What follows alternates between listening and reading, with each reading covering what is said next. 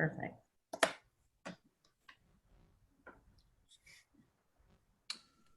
Oh, Kathleen, you're on mute. you're on mute. I'm going to mute myself. Put my glasses. Good morning, everyone. My name is Kathleen Stack. I am the Director of Marketing for the Hudson Gateway Association of Realtors, and I am so excited this morning to introduce our guests from Caramore and the Caramore Center for Music and the Arts and Storm King Art Center, both places that I have loved and enjoyed. And so I'm going to do some brief introductions with bios, and then we'll go right into our program.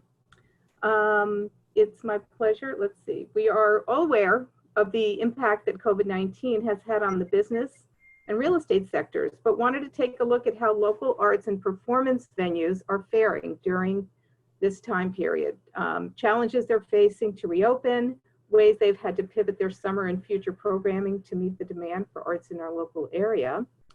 And I also wanted to personally thank my friend, Karen Benvin Ransom, who's with Coldwell Banker in Katona, who provided the introduction to Caramore. The last time I was at Caramore was with Karen. She gave me a wonderful tour of the Rosen House, and we enjoyed a summer outdoor performance, which I still to this day remember. I want to introduce Tara Delphin. She is the Vice President and Chief Marketing Officer of Caramore. Tara joined Caramore in 2013 as Vice President and Chief Marketing Officer. She's responsible for brand building, strategic marketing and communications, sales strategy, and organizational planning. Her work at Caramore draws upon 2 decades in arts management, building audience through strong brand experience, and serving as a change agent for the arts during the national events of September 11th and the recession of 2008, which bodes well for this current time period, certainly. She was formerly a Senior Director of Strategic Marketing for the corporate offices of Blue Man Group. And Tara began her career in the Broadway industry. Tara is also a classically trained actor and opera singer residing currently in Carmel, New York. Thank you for joining us, Tara. And I also want to introduce Anthony Davidowitz. Anthony has worked at the Storm King Art Center since 2011 as Deputy Director of Operations, Administration, and Legal Affairs, and has overseen and developed diverse areas including ecology and landscape, buildings and grounds, finance, communications, community relations, visitor services, earned revenue, HR, IT, and strategic and master planning. He enjoys hiking, running, camping, and all outdoor activities, it seems, and gardening and beekeeping. And he resides in Cornwall, New York. So we're going to start with Tara from Caramore. So Tara, I will let you begin. And thank you all for joining us. And Barb, I see you there. Thanks also for joining us from Caramore. Good morning. Thank you for having me. And I just wanted to say, if Karen is watching, hello, Karen. Karen has been a tremendous connector for me personally, as well as for Caramore for just community relations and helping us get to know who's who. So that's fabulous.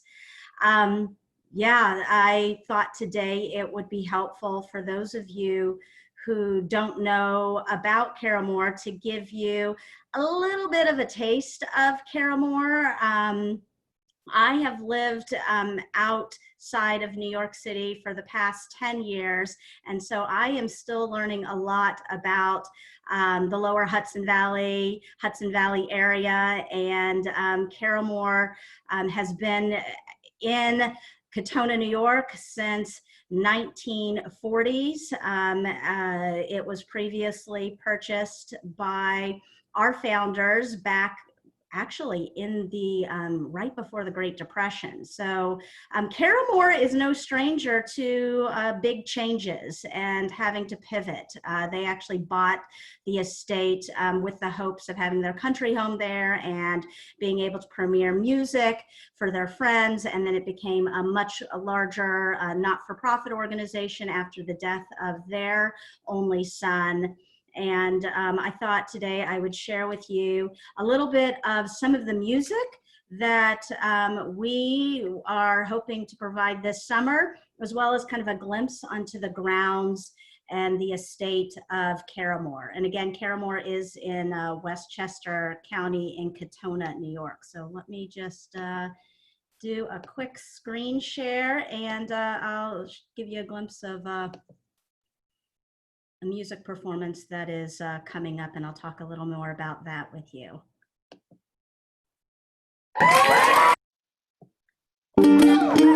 Out from underneath our thumbs, let freedom vibrating out of being, 'cause we can't listen to everyone. If we wanna hear ourselves sing, my oh my, what a wonderful day we're having. We're having. Why, oh why are we looking for a way outside in, outside in?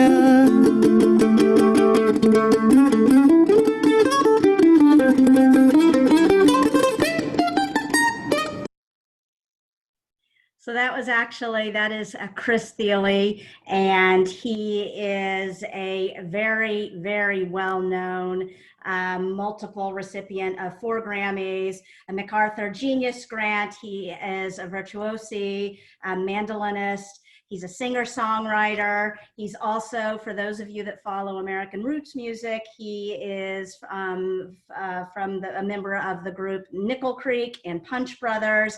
And he actually will be at Carramore in July, in mid-July, when we open our gates. And yes, we are opening our gates mid-July. That is the plan. So I figured it might be helpful to talk a little bit before we get to the plans and how we're pivoting and how we are really addressing just COVID-19 and reopening of arts organizations. Just kind of take a step back and give you a glimpse of just Carramore as an organization. So let me just move in. Carramore is a 90-acre estate located off Girdle Ridge Drive in Katona, New York. It's actually next door neighbors with Martha Stewart. So if you know Martha Stewart's estate, it is across the street from Martha Stewart's estate and then diagonal to Ralph Lauren's estate. So it is kind of hidden. We have 40 usable acres that we use to present sound art and our various music offerings and events. We also have a 35,000 square foot historic home, which you'll see in the lower left corner picture of this slide. That's called the Rosen House. It is the former home of the founders of Carramore, Lucy and Walter Rosen. But one of the things that just makes Carramore unique is the multiple numbers of gardens that are on the estate, just really different settings that are available to our patrons and our visitors. And a few more pictures. We have a grape walk, we have a sunken garden, we have in the middle picture, you'll see that beautiful long path is called the Cedar Walk. We have center walks, but there's plenty of places to just kind of roam and explore and get lost. And Carramore, in terms of our music offerings, we do offer music year-round. We're most known for our summer music festival, which typically runs 7 to 8 weeks. We usually offer well over 40 plus concerts during that short summer season. And then in the fall, we go into a fall winter season. And then we also have a spring season that takes us inside a 200-seat music room inside the Rosen House. So, you know, Carramore is also in the middle of, in addition to to COVID-19 and the quarantine, we were in the middle of a pretty significant capital campaign to our grounds, really enhancing the gardens and the outdoor spaces that most of our visitors would see and would frequent during the summer and the warmer months. And so this is just a plan of what we are currently in the middle of right now. We hope to be done despite delays and construction holds. We hope to be done by early July so that we can open our gates by mid-July. This is just another image of the newly renovated Caramore spaces. We're adding walkways, we're adding more seats, we're adding intimate outdoor spaces for folks to gather. We're adding more shade and more foliage and trees to our larger lawn areas, just again to make it more visitor friendly. And the irony is really with COVID planning, some of the things that we already had in the works really pairs nicely to the current plan that we are rolling out for this summer. And it is, we really kind of had to scrap our entire summer and then spend the last several months replanning what summer could be at Caramore. A lot of our arts organizations and our sister arts organizations, sister outdoor festivals had to cancel their season. Caramore, again, no stranger to hard times, you know, having started during the Great Depression, having become a not-for-profit after World War II. Caramore is used to pivoting. It's kind of in our bones. For us, we thought it was very important that we work vigilantly to find a way to reopen. We understood that we, unlike other outdoor arts organizations or arts organizations with significant outdoor space, that we did have some unique assets to offer the public right now, especially as many parks and public spaces had been closed for such extended periods of time and people were looking to get out. We worked closely with our board. Our CEO, Jeff Hayden, has really been kind of holding the flag for the organization and really challenging our very small team. We're a team of 30 full-time year-round employees. We blow up normally during the summer and add part-time and hourly and tech crew to our summer season typically. So we're a small organization, we're nimble, and we have outdoor space. So what we proposed as a pivot for us, working closely with Westchester Department of Health, with just a handful of other organizations to help us plan with New York's reopening and phasing. We just launched a few weeks ago a press release that basically outlined a three-pronged approach to Caramore Summer, which we are calling it Summer 20 2.0.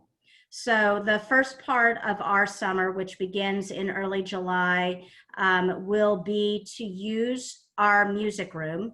And luckily, probably a year ago, we invested in live stream broadcast technology in our very intimate 200-seat music room. So we are equipped to offer live stream performances. And beginning in July, we'll be doing that. There will be a pricing structure that we are going to add with our members being able to receive and participate in live streams free of charge. That's a benefit to our members. The live stream kind of lineup you'll see on this slide, a lot of it is classical music. For us, we offer classical music, American roots music, jazz, American Songbook, which is Broadway. So classical music is really hard to do outdoors, unplugged. And so we figured we would take our classical music offerings and do them in our music room and then live stream them to a much larger audience than we may have been able to even cater to originally in the music room. So the lineup, it starts with Enon Barditan on piano. We work with Calidor String Quartet, the Knights. We are offering a free family concert with Dakota. They've been at Caramore before. They are amazing. And then a whole host of other concerts. That is the first part of our reopening. The second part of our reopening, which is much more ambitious for us, and again, it does fall in line because we will be working with under limited capacity, but in person with the public. So we will be opening our gates. That will be mid-July. We will be offering a several Friends Field live performance concerts. And so we've been working vigilantly to figure out social distancing, spacing, how to seat folks, how our staff will be trained, masked, how our facilities will be cleaned in the public spaces and bathrooms. But we are planning on offering Friends Field concerts. It is going to be ticketed so that you will, so that we can manage capacity. And the summer concert lineup begins with Kristy Lee on July 17th, which was the clip that I showed you at the beginning. And then there are several others, Rachel and Vilray, Charles Turner and Uptown Swing, and also an all-female mariachi band. So those are some of the offerings for our live concert, and that is part 2 of our phased approach for the summer. Part 3 is a lot more trickier for us because it is not necessarily an area that we have yet, a muscle we've yet flexed, in an area we've explored. It is an area that we were intended to do next year, but with COVID and the quarantine, we shifted gears and we moved up in our calendar, opening Caramore, what we call as a park. We do hope to, in mid-July, when there are not concerts, be able to provide reserved ticketing for folks that would love to come on the grounds, walk the grounds, see the sound art. We have several sound art installations. Bring a picnic, lay down a blanket, and again, we will designate areas for each party, but as well as we are exploring broadcasting music to the gardens, whether it is past performances or performances from our archives. Caramore as a Park is part 3 of the 3-pronged reopening strategy for us. And that's just a glimpse of some sound art that is actually in the works. We actually have a permanent sound art structure by what I call the godfather of sound art. His name is Trippin. He is creating a commissioned permanent sound art piece in the new entranceway of Caramore's outdoor theater space. So that is a little bit about sound art. That's a little bit about Caramore's 3-pronged approach. It has been extensive, and we can talk more in Q&A, but yeah, we are keeping our fingers crossed, watching guidelines, watching the trending, and really excited to be able to offer our visitors a taste of music, a little bit of nature, and hopefully a healing and healthy place to just get outdoors this summer. Thank you so much, Tara. That was wonderful. Thank you, thank you. I just want to mention to our participants that we are utilizing the Q&A. So if you have any questions for Tara, please put them in the the Q&A. And if we don't have any questions at this moment, we can move to Anthony, and then we can open it up again for questions at the end. So Anthony, take it away. Hello, I'm just gonna hope that works. Please tell me that you can see a great big screen that says overview COVID-19 and okay, good. Yes. Well, thank you. Good morning, everyone who's watching, and thank you for including Storm King Arts Center in this panel.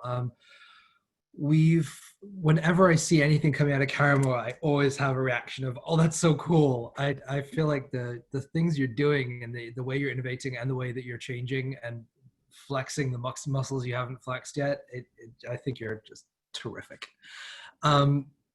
So I wanted to, like Tara, just give a quick overview of Storm King Arts Center and then get in a little bit about what our response to COVID-19 has been, how we've made some of the decisions we've made, particularly with the lens of how we continue our mission delivery. I'm going to go on after that, give a bit of detail about how we're planning for our reopening and finding the new normal, but I might rename the new normal, finding the muscles we haven't flexed yet, because I think that was just lovely. So for those of you who, okay. I'm hoping you've all, of course, been to Storm King, located about 60 miles north of New York City, 55 minutes if you drive quickly from the GW Bridge, just across from Deer Beacon.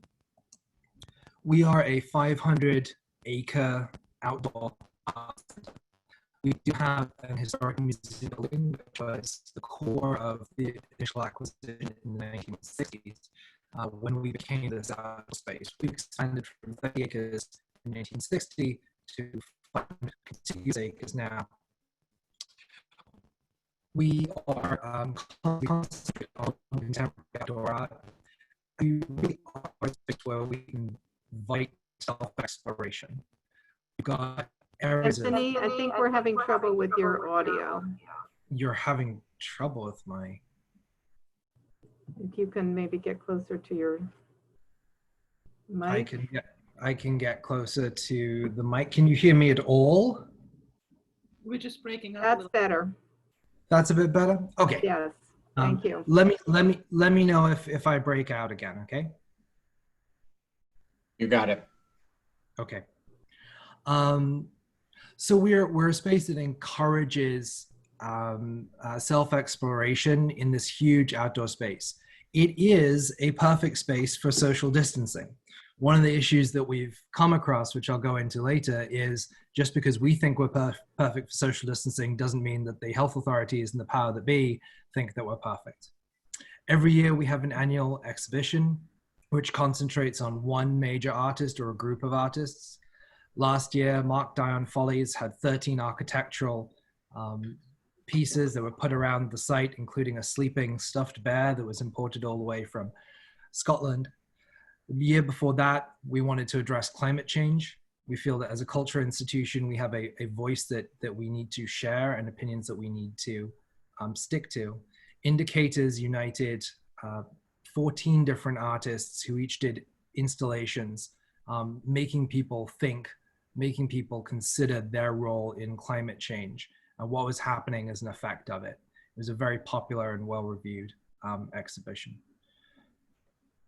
Every year we also have an Outlooks series. The Outlook series is a single artist responding to our site, usually using elements of our site, whether that's landscape, in this case fallen trees, which we were replacing because of climate change, a site that is a gathering space, all in response to what we have on the site, and particularly our long views. Throughout the year, we have education and public programs. We partner with 3 schools in Newburgh. We welcome over 4,000 students a year. We have teacher workshops, summer camps, and public performances, usually inspired by a piece of art or our site. Everything we do, we want to try to bring back to our mission and to what Storm King is. That includes Shandaken Storm King, which is our artist in residence program started 4 years ago. We provide 4 artists the opportunity at one time, so about 17 or 18 artists over the season, to come and just take reflective time at Storm King, using our 500 acres, using an isolated portion for themselves to just reflect on their work and on their process. It's a way of both getting them introduced to Storm King, but also allowing Storm King to have a cross-disciplinary approach and understanding of new artists and new work. So that's where we were. We still have our 500 acres, but the rest of everything else has kind of changed. Our first response, which was actually on March 14th, as everyone was thinking about closing, was to ensure the safety of our staff. And that has been and remains our core response to COVID-19. Keeping our team together has been a directive of both senior staff and the board throughout. And so far we've been successful. So once we got the logistics of shutting down a site, of delaying an exhibition, of canceling school visits, of rethinking an artist in residence program, we had to sit back and think, how do we, for an unknown amount of time, continue to deliver our mission, continue to support our partners, support our vendors, support our artists, support our members, all of these constituents who are part of our broader community and who are going through just as much, if not more difficulty as we are. At the same time, we'd lost our anchor of our site. And so it became really important to us to think about what we could do to extend our cultural offering further. We also had a number of staff who were getting ready to open, who were getting ready to work to install exhibits. And so we were able to reassign our tasks through our staff to task forces that were across departments. And actually, it allowed us to concentrate on some of the areas which we had pushed to the back burner, which we had thought we'll get to at some point. This was only bolstered, and I think we were really happy that we had this structure when quite recently the Black Lives Matter protests started, and we were challenged as a cultural institution about our response to institutional racism and to inclusion. We've been working in that area for 2 years, and we'd been able over the last 3 months to take staff who had not, who were expecting to be outdoors, and to move them into a task force that will help us respond more meaningfully to that, which again is something that we think as a cultural institution we're obligated to do. We also did some of the things that other people are doing. We put up a terrific ecology online exhibition, which was performed by created by our curators and our archivist. So there's now a site, if you go to stormking.org and you go to collections, you'll be able to see a really comprehensive online exhibition of our past ecology, our landscape, how we have developed to what we are today. We've been able to bolster our online offerings. You'll see if you follow us on Instagram that the depth of our communication and the volume has increased as it has with others. And even then, we thought that it was important in our mission to point out what other people are doing, to highlight artists who are working from home and who have had their gallery shows canceled, to look at partners around the Hudson Valley, local suppliers around the Hudson Valley, and make sure that we are supporting them as best we can. We've also looked to our school programs. We've looked to our teacher workshops, all these events which have been canceled, and found ways to try to continue them in a way that is meaningful to us and to the participants.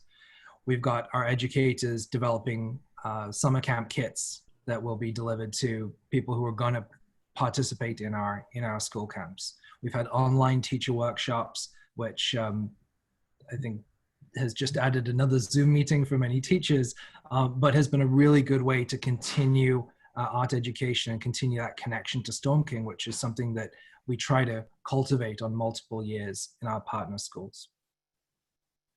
We've obviously been looking at budget. We've obviously been looking at reopening.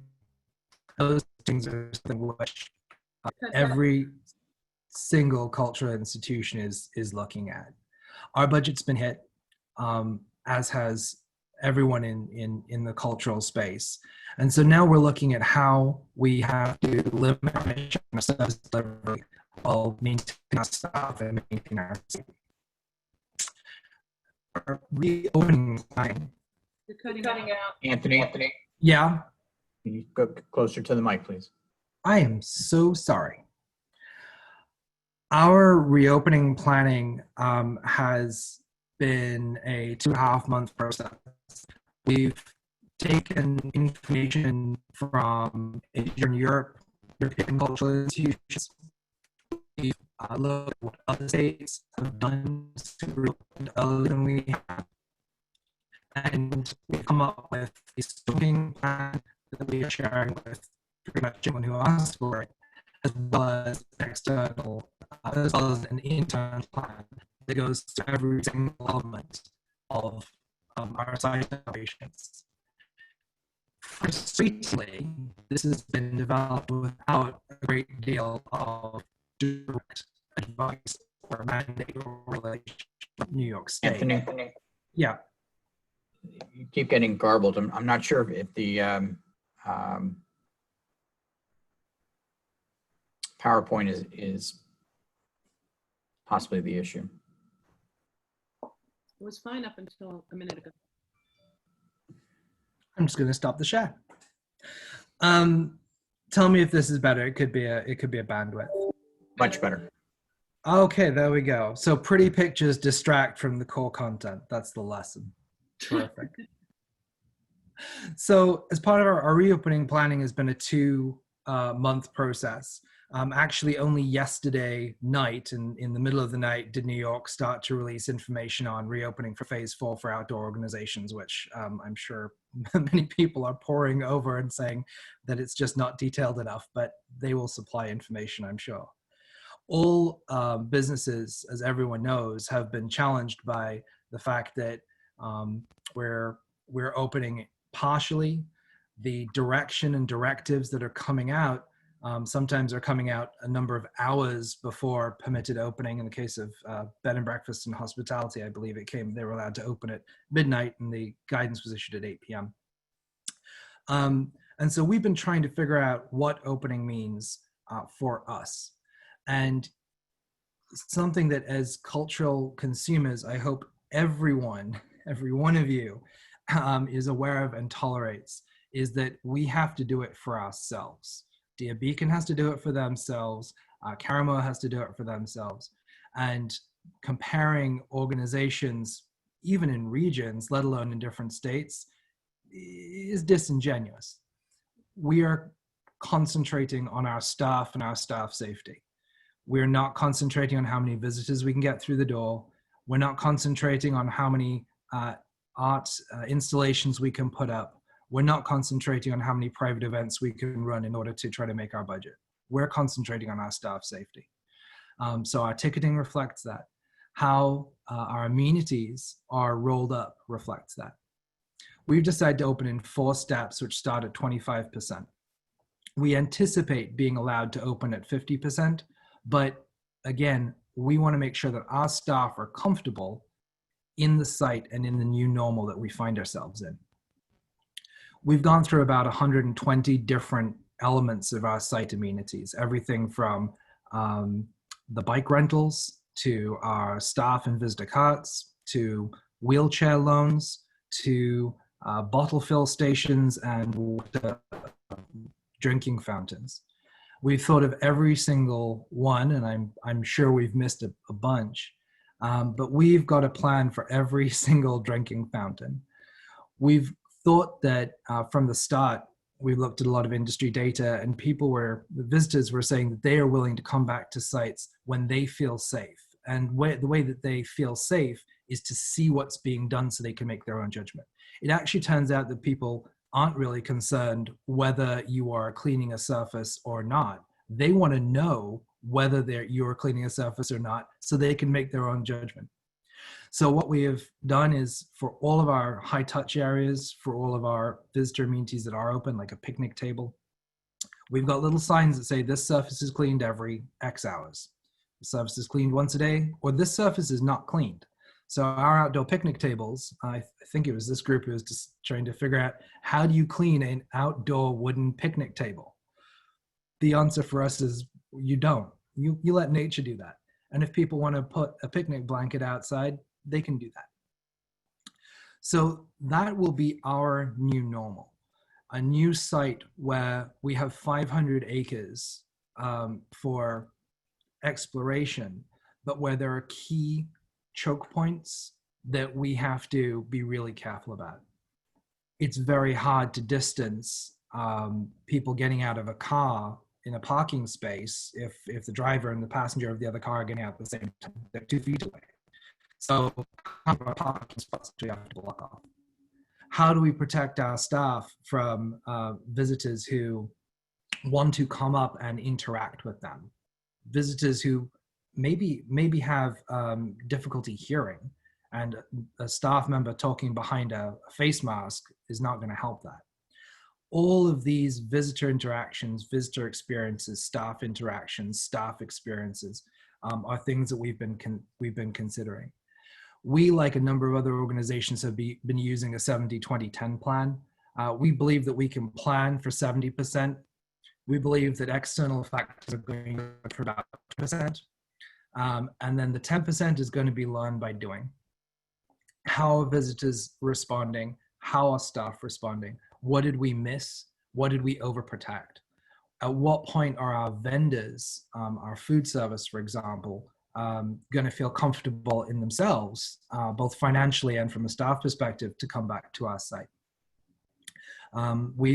So the new Storm King normal is going to, at the beginning, look very different. It's going to look like pre-ticketed only. It's going to look like 6-foot distance and always a barrier between you and a member of staff. It's going to look like no programs, no groups. It's going to look like no school children running around. It's going to look like no guided tours.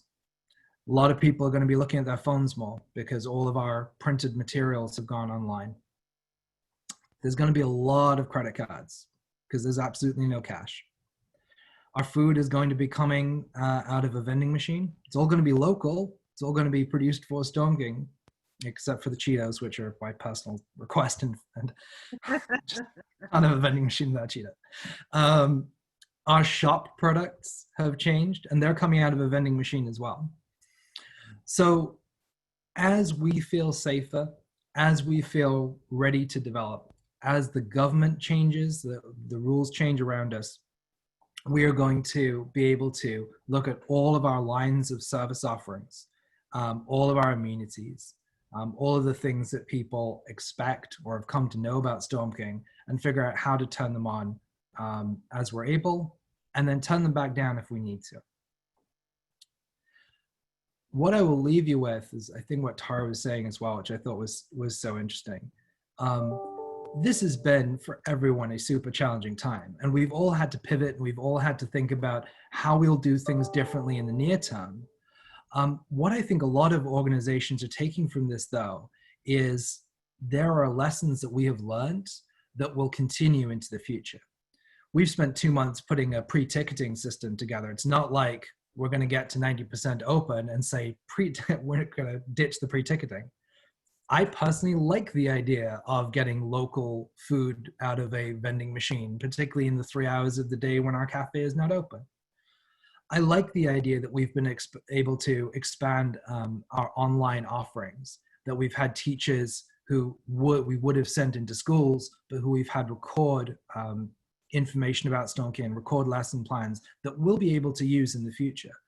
I think there are actually opportunities that we will be able to take from this to, again, as Tara said, reach a broader audience and more audience than we'd been thinking about before. And so we'll emerge both as a stronger staff, I think as a more thoughtful site, but also as an organization that has grown because we've been forced to. So I'm gonna leave it there. And I do apologize for high definition images and low definition audio. Well, thank you both very much. Fabulous presentations, and so interesting to hear how in both cases you feel like you learned lessons that you can take into the future, and I think that's really important. We do have a couple of questions from our participants. Someone asked, how does membership, this is in Caramore, work during COVID? That is an excellent question. I think Jeanette had asked that, and that is really critical for us. Caramore is a not-for-profit. We rely heavily on individual contributions. The music economics don't work on the to the benefit of the music organization.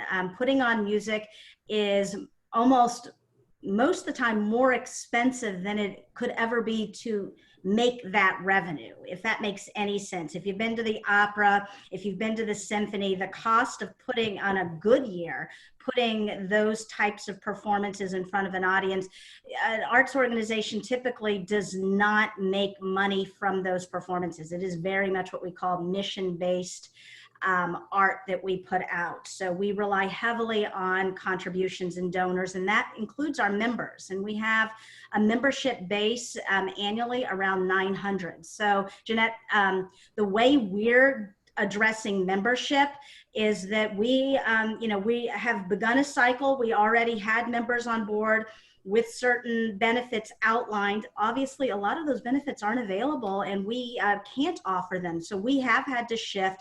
That is honestly part of the reason we are looking to charge for live stream, so that we can build a new audience that we, again, as Anthony said, we'd never imagined that we had built. We started to practice that with our spring live stream, so we got to do a little piloting. But we want to offer our memberships these live streams for free. We are also, there are certain concerts that just will be for free for audiences, like the family concerts. We also are trying to offer exclusive content via live stream that is very unique to Caramore and to that particular program, whether it's, being able to watch a concert with the composer that is of the music that is being premiered, so that you're able to break all the rules that you would normally, would hold you back in a live music performance, being able to talk, being able to clap whenever you want. We're leveraging that within our live stream format, but live streams are free for members.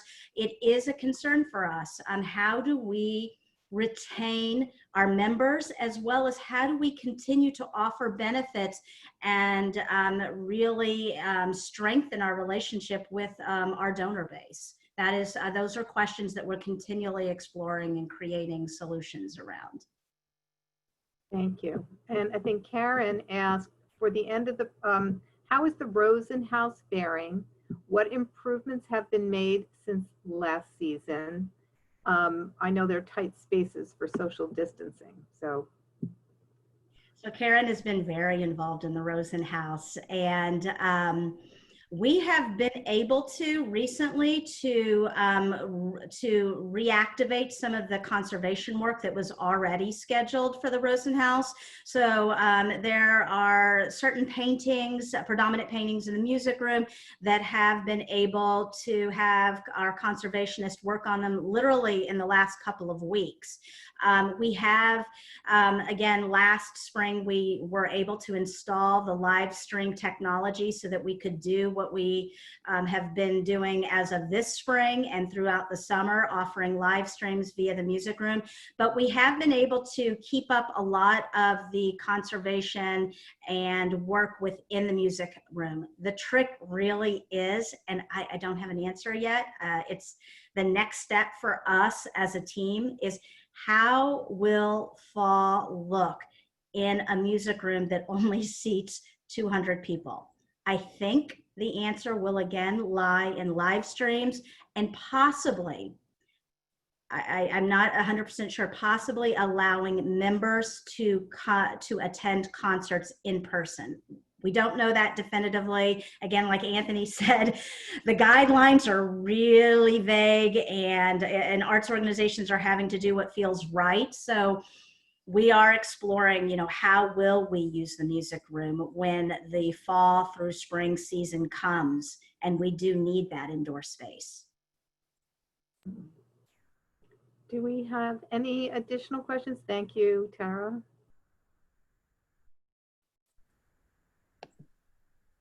Nope, no open questions. Well, I do thank you both very much, and for your great presentations. I don't know if you can make available your slides so that we can distribute them. And thank you for participating, and we wish you both luck throughout the summer and the balance of the 2020 season. Thank you. Thank you for having us. And for all of you agents out there, I know it's really, Richard's saying it's been busy, but you guys are really slammed right now, and it's a good opportunity. So I'm excited for you guys. Definitely. The market is hot, as they say. And good luck to you. Thank you so much. Thank you both. Take care. Bye.